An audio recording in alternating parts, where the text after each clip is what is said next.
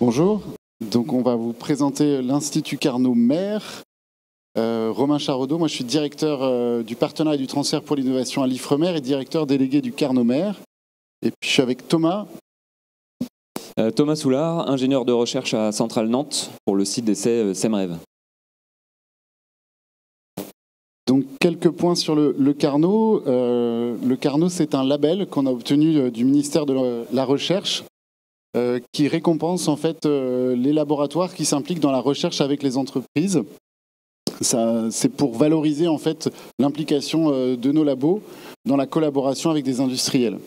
Le label Carnot, c'est 39 labels qui sont décernés à des instituts Carnot et ça représente 20% de la recherche en France et ça représente plus de 55% de la recherche collaborative avec les industriels, donc les contrats que l'on a directement entre les laboratoires de recherche publique et les industriels.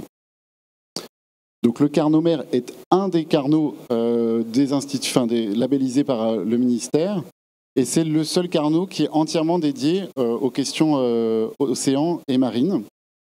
Il contribue à répondre aux challenges associés à l'économie bleue. Le Carnot-Mer est composé en fait de 6 partenaires, donc l'Ifremer, l'École centrale de Nantes, et puis on a également d'autres universités, l'Université de Bretagne Sud, l'Université de Bretagne occidentale, l'Université de Nantes, et puis le CNRS. Ça représente 870 ETPT, enfin équivalent temps plein, et 200 doctorants qui sont inclus dans le Carnot-Mer.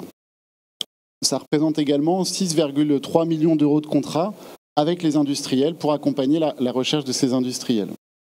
On a été certifié en 2020 et c'est des certifications qui sont obtenues pour 4 ans.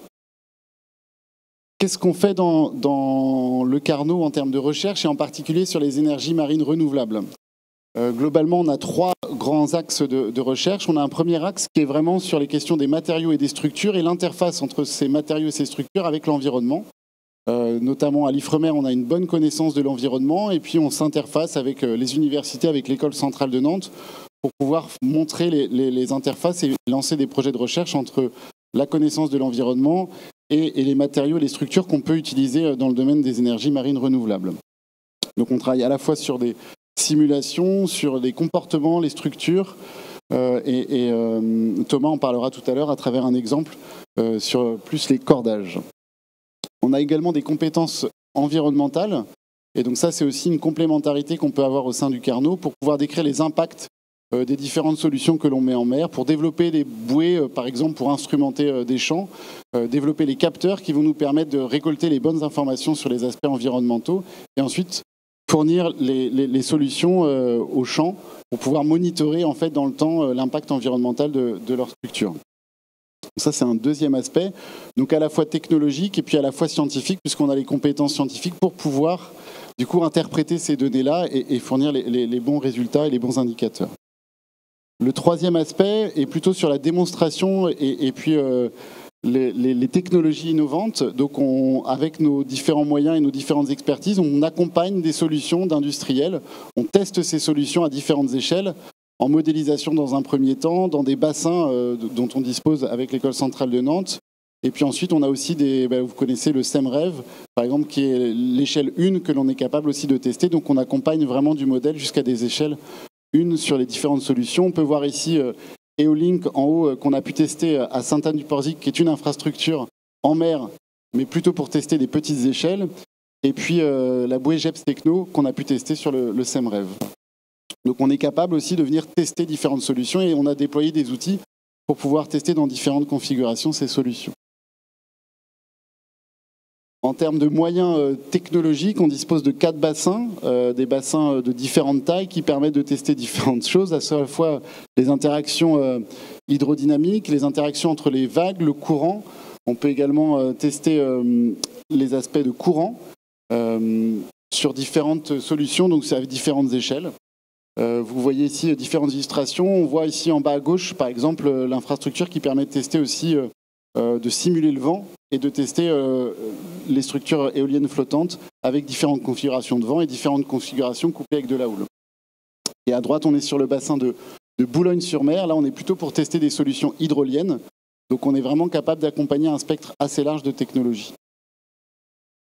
Afin d'illustrer l'offre de services que l'on peut proposer en termes de recherche, on a choisi de vous présenter le projet Rotor. On a développé en fait une technologie qui permet en fait de tester différentes configurations d'éoliennes offshore.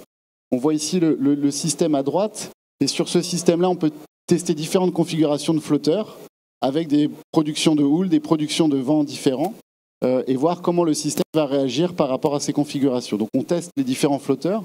On peut tester également différentes configurations de pales, et puis également toute l'intelligence dans la gestion et le contrôle-commande au niveau des pales.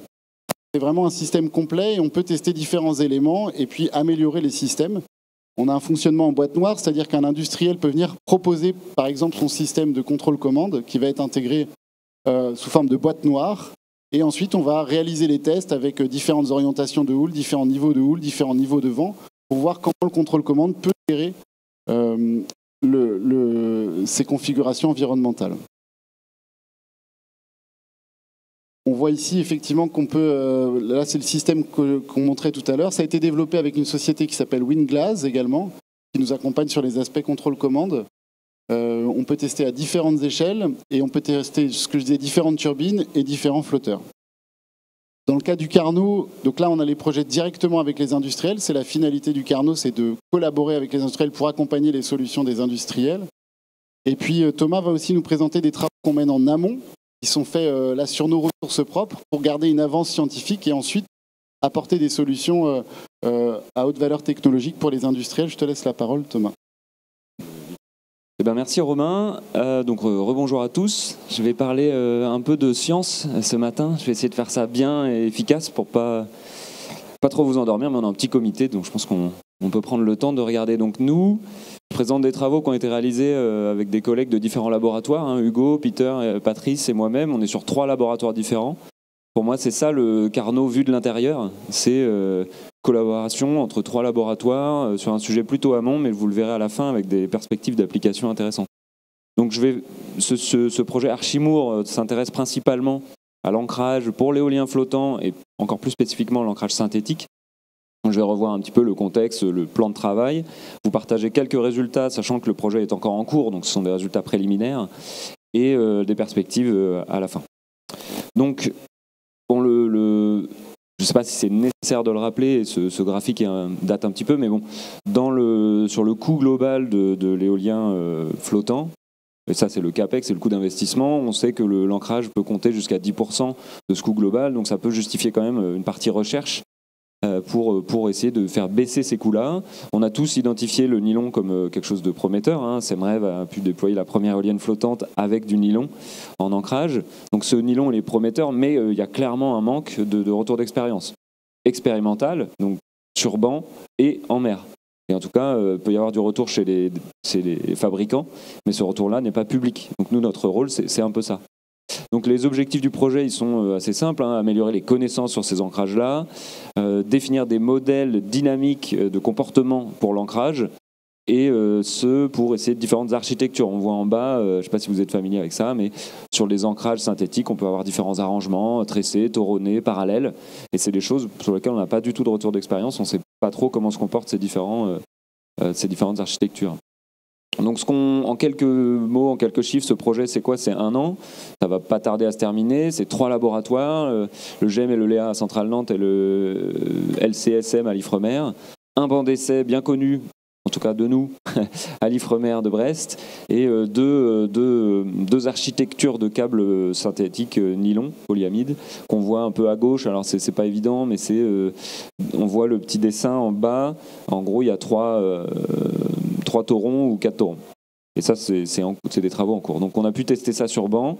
Je vais revenir dessus rapidement, et il y a quelques résultats.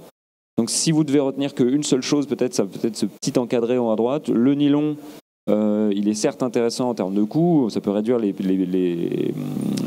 pics de tension, mais il a un comportement très non linéaire, plus que le polyester par exemple, qui était beaucoup utilisé dans l'ancrage des plateformes offshore dans l'oil and gas.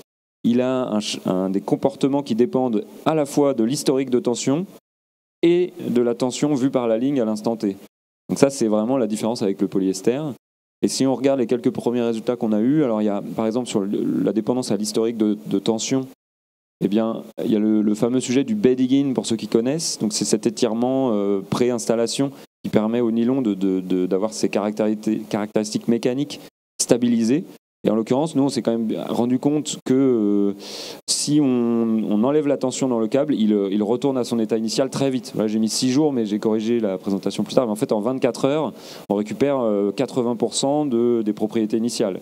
Donc si vous voulez installer votre éolienne flottante, faire le bedding in à terre et ensuite aller en mer, potentiellement, ça peut ne pas marcher. Donc ça, c'est vraiment assez important pour la filière. On essaiera de communiquer un peu plus là-dessus.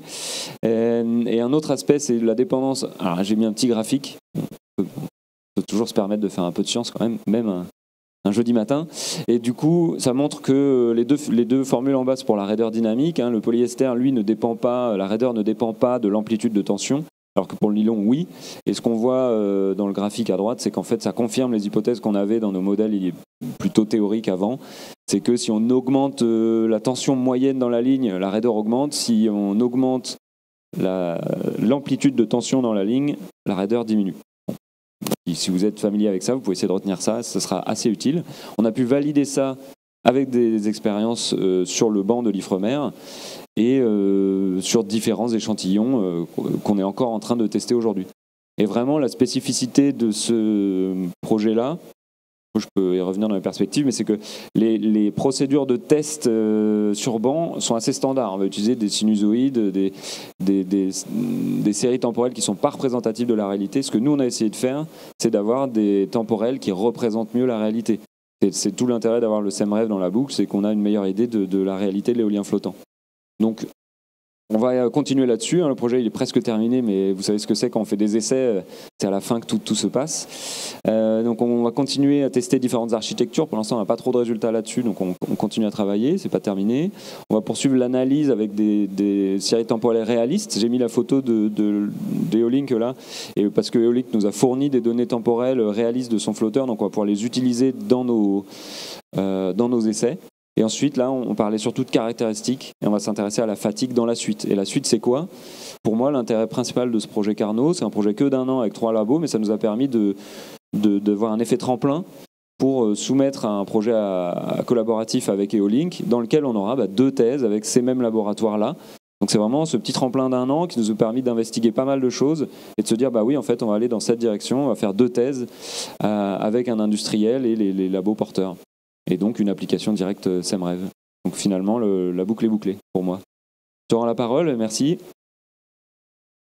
Merci Thomas. Ça permet bien d'illustrer, en fait, ça c'est les travaux qu'on mène en amont sur fonds propres pour aller ensuite répondre à des besoins plus précis aussi des industriels en ayant acquis une connaissance que les industriels n'ont pas forcément le temps de développer et les moyens de le faire. Donc l'idée du Carnot, c'est vraiment ça. Ça c'est plutôt pour venir nous voir sur le stand. Mais c'est de mettre à disposition ces connaissances sur les problématiques des industriels pour donner quelques éléments sur la manière de collaborer que l'on a avec les industriels. Ça peut se passer, alors comme Thomas l'a dit, à travers des thèses qu'on peut mettre en place. Il y a un certain nombre de mécanismes de l'État pour financer ces thèses-là. Mais ça peut être aussi sur des schémas beaucoup plus courts de prestations où on peut réaliser des essais par rapport à une problématique, donc des essais de comportement de matériaux, des essais de comportement en mer sur des différentes structures. Donc on a vraiment une gamme assez large d'offres qu'on peut apporter aux industriels. Et ensuite, on est capable de construire aussi des collaborations dans le plus long terme avec des laboratoires communs, des chaires industrielles, qui nous permettent après d'avoir des projets d'ampleur entre les laboratoires de recherche publique et puis l'industriel. Donc ça, on a toute une gamme qui peut s'adapter aux besoins, à la maturité de l'entreprise, à la maturité des technologies, et puis aussi aux compétences et aux moyens dont disposent les entreprises. Voilà, je vous remercie d'avoir participé à la présentation. Vous pouvez nous retrouver donc au hall 2 F12, donc c'est juste à côté, pour pouvoir échanger sur des sujets de collaboration. Bonne journée.